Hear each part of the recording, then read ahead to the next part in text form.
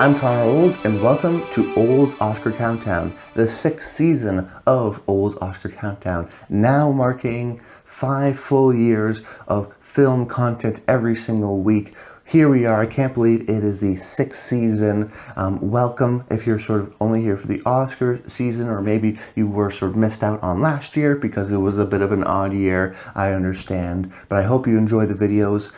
So if you're coming back to the channel, essentially for the past 6 or so months, I've been doing the 2nd season of Forgotten Oscar Films, where I actually go back and pick a movie that was nominated for Best Picture that I think is forgotten, give a little bit of historical context, my thoughts, try to figure out why that movie was forgotten, and that was a really fun series. But we're back now with this season of Old's Oscar Countdown. The film festivals have just concluded. We're really into the full swing of things. We have sort of all of our contenders in hand, and I'm going to be here breaking it down. But if this is your first time to Old's Oscar Countdown, essentially what I do every single week is pick a category and I predict what I think is going to get nominated and then eventually what is going to win. We do a bunch of predictions for award shows. We'll do Critics' Choice, we'll do SAG, I'll do my reactions to the live Oscars. There's going to be essentially a video week every Monday, but sometimes based on if my predictions are happening or whatnot, I'll have a 2 during the week, so a Monday and then say a Thursday.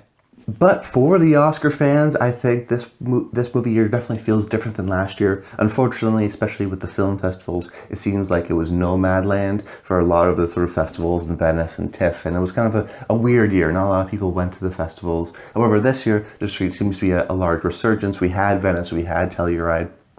I had the privilege to go to TIFF, so I could have my sort of personal thoughts and see the movies and give you guys that great analysis, that consistent high score predictions, you know, top 1% Gold Derby for 5 years straight now, something I'm very proud of, and I think I can give you and sort of go through the analysis and help you decide ultimately what you think is going to get nominated. This year is going to be a little bit different just because this first episode is going to be a fall film festival sort of breakdown, just to remind you where things were being played, what was being played, and how those awards sort of propelled their momentum. But after this video, we're going to go back to the traditional path. So next week, I'm going to give my Best Picture predictions, then I'm going to do sort of Best Actress, Best Actor, and go along our way, of course, with the sort of intermediary predictions of certain award shows or reactions. We're trying to figure out, you know, how that changes the awards race. Essentially, this is the all-in-one channel that you need to follow along and get those best predictions possible. But with that out of the way, let's get into the show. So essentially how this episode is going to work is I'm going to break down all the different movies that premiered at a certain festival and talk about their Oscar chances and what that festival did for them. So like I mentioned, I went to the Toronto International Film Festival and saw a lot of great movies there, a lot of Oscar contenders. So I wanted to break down that festival first. So personally, I saw Belfast, I saw Titan, I saw Dune, I saw Last Night in Soho, and I saw The Power of the Dog. So out of those movies, Last Night in Soho was definitely more commercial. Could get a couple nominations, but it also didn't have sort of necessarily glowing reviews, although I'm a big fan of it. So that's a movie that maybe is not really an Oscar contender. Titan could be the French nominee for Best International Feature, but I truthfully doubt it because Happening, which won the Golden Lion at Venice, The Happening, that movie is also French, so will probably be the nomination. Plus, the movie is very strange and weird and not very Oscar-like. Dune is something that we'll talk about a little bit later, similarly with The Power of the Dog. But I want to talk about Belfast here in the Toronto section. Even though it didn't win, premiere at Toronto, it premiered at Telluride. It did win the People's Choice Award here at TIFF, so it definitely feels like the momentum really started here at TIFF. Of course, all these festivals are back to back to back, so it's all sort of a cumulative effect anyways. But Belfast won the People's Choice Award winner, which at TIFF is a really big thing, and essentially is the biggest award, I think, out of all the festivals because of how telling it is. And why it's so important is the winner of TIFF People's Choice has been nominated for Best Picture 9 years in a row. As a matter of fact, they oftentimes pick the Best Picture winner. I mean, they got Green Book, they got 12 Years a Slave, they got Nomadland last year, so their success is incredibly high. So if anything, this win here I think is very telling for Belfast's chances of getting a Best Picture nomination. And that was sort of, I think, a guarantee, but more of a sort of unsureness was maybe Kenneth Branagh for director. I think he can definitely get in now that it won this. I saw the movie as well, so it's a very, heartwarming, charming movie. And a lot of people sort of came out really enjoying themselves, but it's also a very personal tale. Maybe a lot of people are sort of likening it to something like Roma. However, Roma is a little bit more obtuse, where this movie is definitely direct and sentimental, but I think ultimately maybe easier to enjoy for a lot of people. So I really enjoyed the movie. It's an enjoyable. I think it's a movie that maybe could be the sort of green book, in the sense that people just sort of rag on it because it's sentimental, because it's a little bit blunt in certain aspects, but it's very funny. The cinematography is beautiful. The performances are great. So I expect a lot of nominations for Belfast. So watch out for that one. Director, picture, probably think supporting actress, even supporting actor for Judi Dench and Ciarán Hinds. So there's lots of options here for Belfast, but I do expect this to be a big play. Maybe it would peak a little bit early because, it has all its success right now. But if they play it right, I think that it can be a successful movie.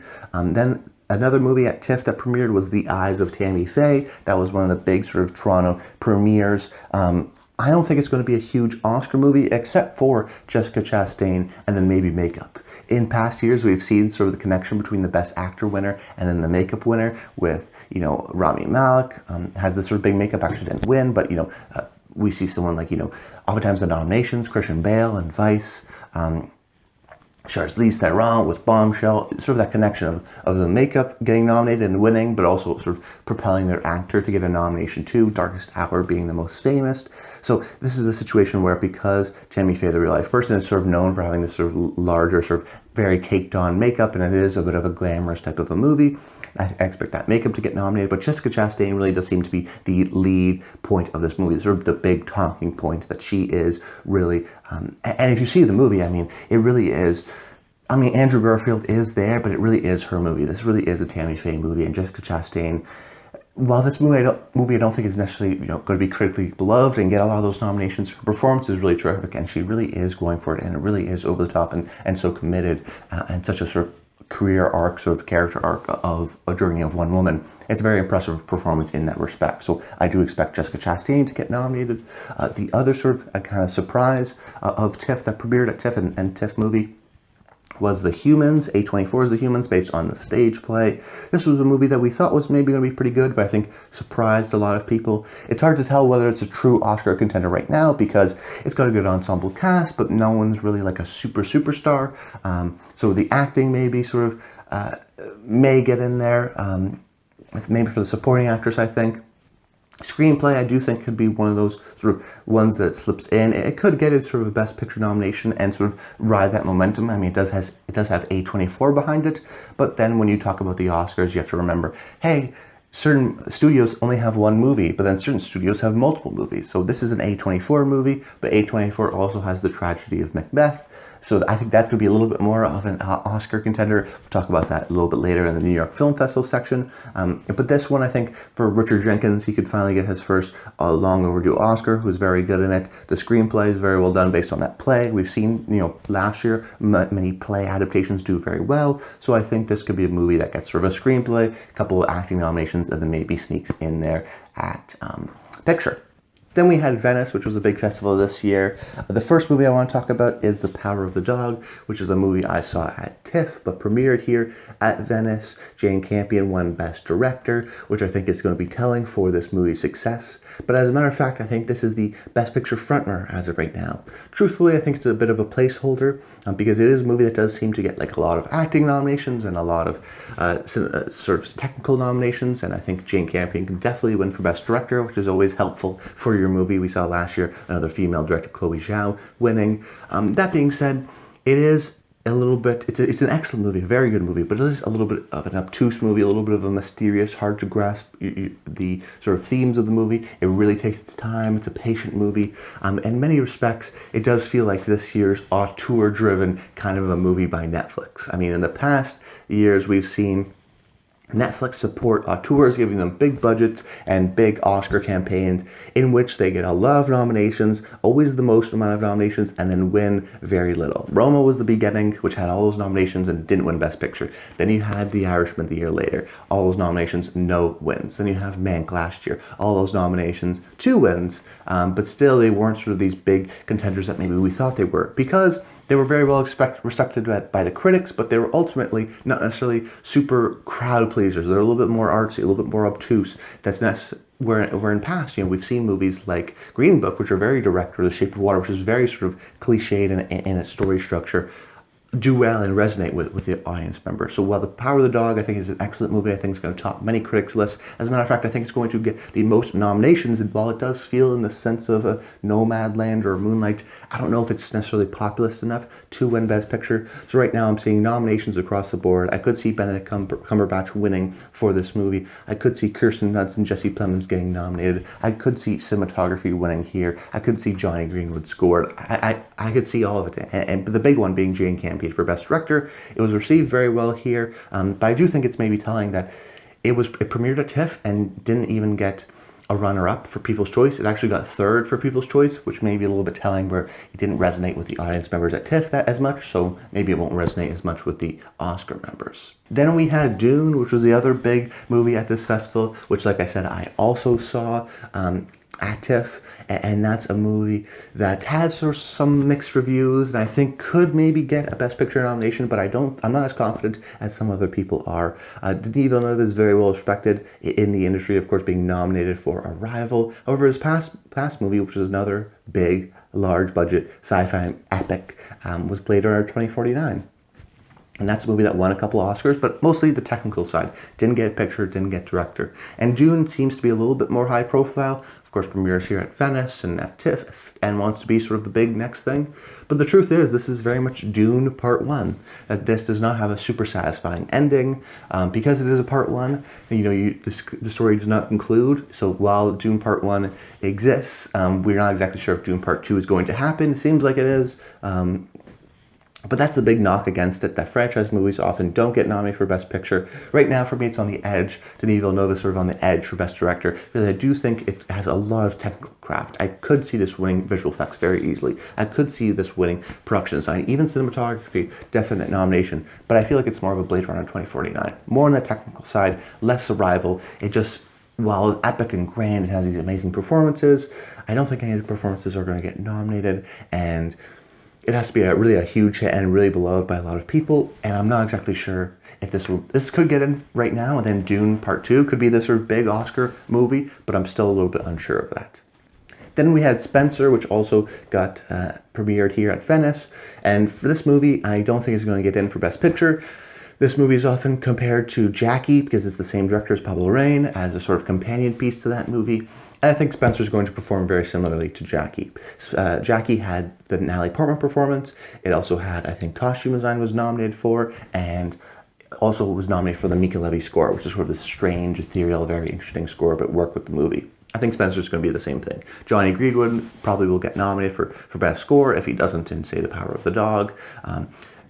I think Kristen Stewart is probably the front runner right now to win Best Actress. It's either her or Jessica Chastain. However, I think Jessica Chastain could maybe put forward a little bit of a better campaign, but we'll see at this point, because Spencer is a little bit more appreciated than something like The Eyes of Tammy Faye, but it still is something like a Jackie, a movie that is a little bit too artsy maybe for the main Academy members. It's a little bit strange. It's not a traditional biopic, but that being said, it's still based on a really historical, important figure with an important actress, playing her.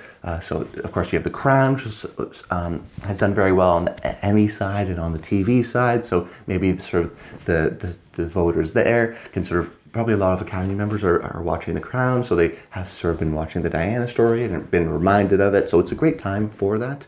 And I think a lot of people were really impressed by Kristen Stewart. I haven't seen the movie, but I do expect it to be a potential Best Actress winner. Maybe makeup too as well, similar to someone like Jessica Chastain, but that's sort of the main part of the movie, probably a similar trajectory as Jackie did. Then you had The Lost Daughter, which is the directorial debut of Maggie Gyllenhaal. This is a little bit of an odd movie because it is a little bit of a quieter movie, a sort of a slow thriller, but it had a lot of rave reviews coming out of Venice. I think Olivia Colman, who was an Oscar favorite at this point, could get nominated, although Best Actress is really sort of up in the air.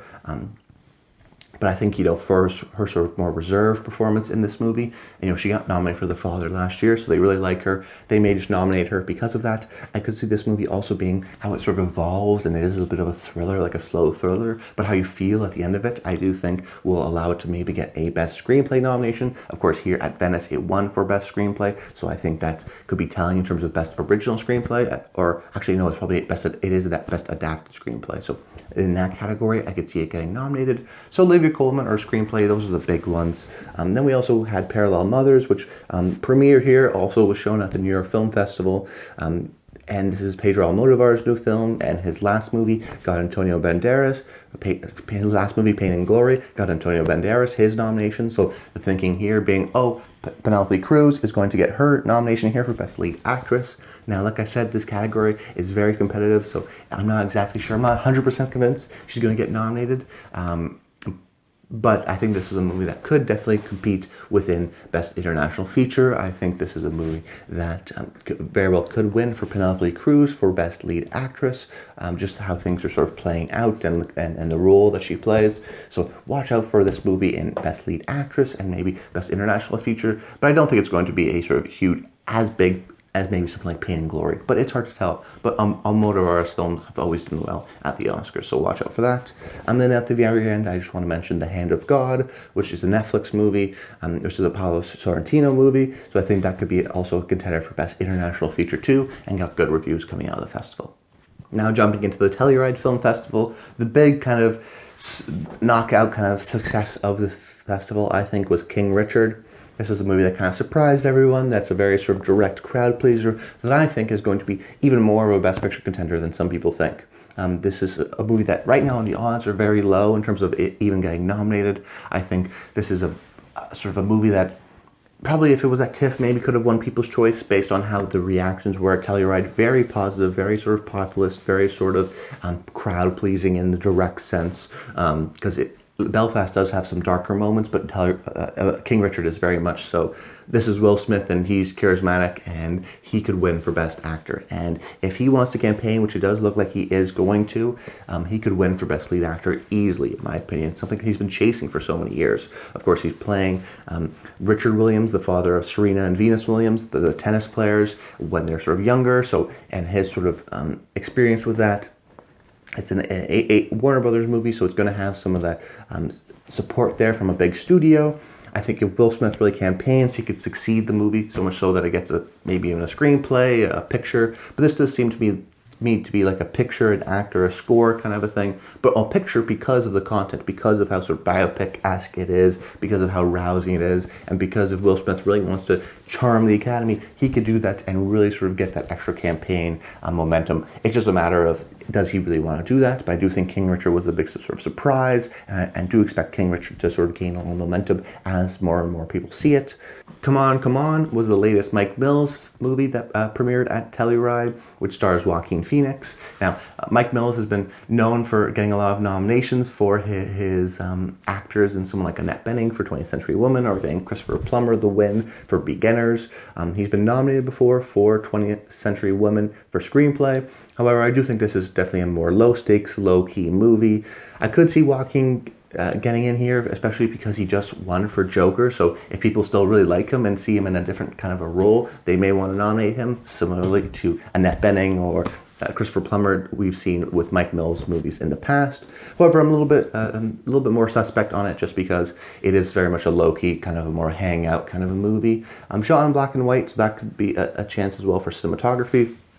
But I think right now it's like Joaquin Phoenix could get nominated for Best Lead Actor, and this movie could get nominated for Best Screenplay. We just have to sort of see how it goes about that. Then we have Cyrano, which is Joe Wright's new movie. Joe Wright, for a lot of people, is a hit or miss filmmaker. He had, The Woman in the Window this year, but also has this movie, which premiered here and got a lot of rave reviews based on Cyrano de Bergerac. But the main part, I think, here for a lot of people is Peter Dinklage. I think this is going to be a Best Lead Actor kind of role. He's really impressive for a lot of people. There is maybe some supporting actor potentials, but it really does. Everyone that sort of came out of the movie and saw it was very impressed by Peter Dinklage. So watch out for Peter Dinklage for Best Lead Actor. That's where my thinking lies there. Joe Wright, his movies have also done very well in the technical categories. Anna Karenina has won for Best Costume Design. He's got nominated many times before. Darkest Hour, it was got a bunch of nominations on the technical side. So I think Cyrano could be as well a technical powerhouse as well. And who knows, if it gets Dinklage, it gets some of those technical awards, it could sort of sneak in for Best Picture, but right now this does feel like a fringe Best Picture, really a Best Lead Actor nomination and some of those technical awards.